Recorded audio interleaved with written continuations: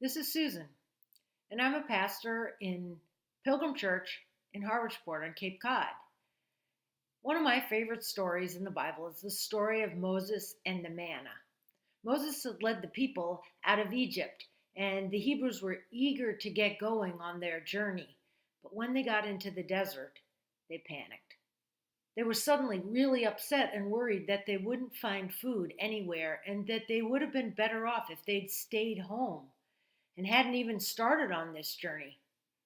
French philosopher Teilhard de Chardin says that our attachment to food is one of the basic human dilemmas because everywhere we go, we want to be free, but we're only as free as the tether we have to the next food source.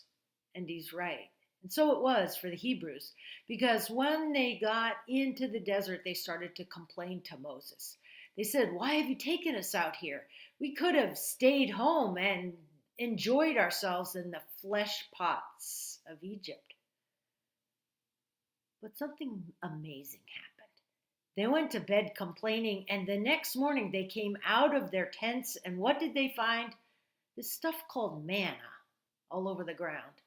The very word manna captures their surprise because if you look at its root, it means, what is it? What is it? Scholars are still trying to figure that out. Some people say it was a kind of edible moss that was everywhere. Other people say that it was some kind of dew that you could eat.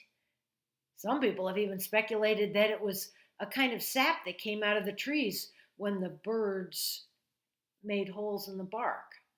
Whatever it was, the Hebrews discovered somehow that you could eat this stuff and survive. It would sustain you.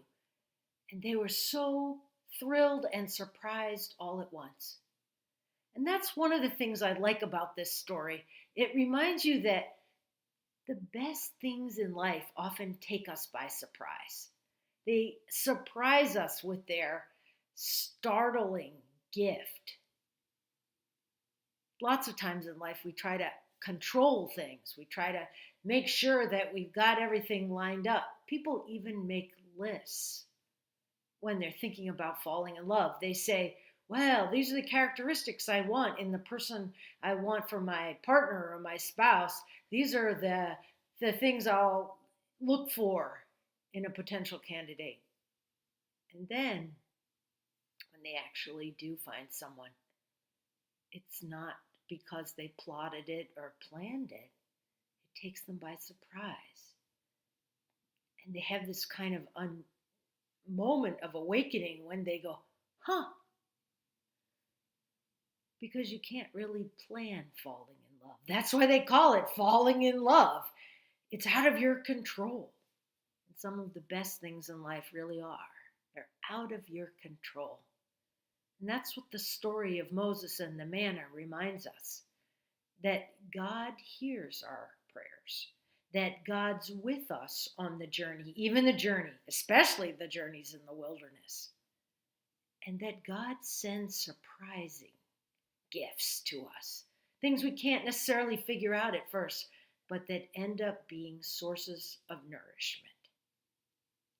That's one of the amazing things about the story of Moses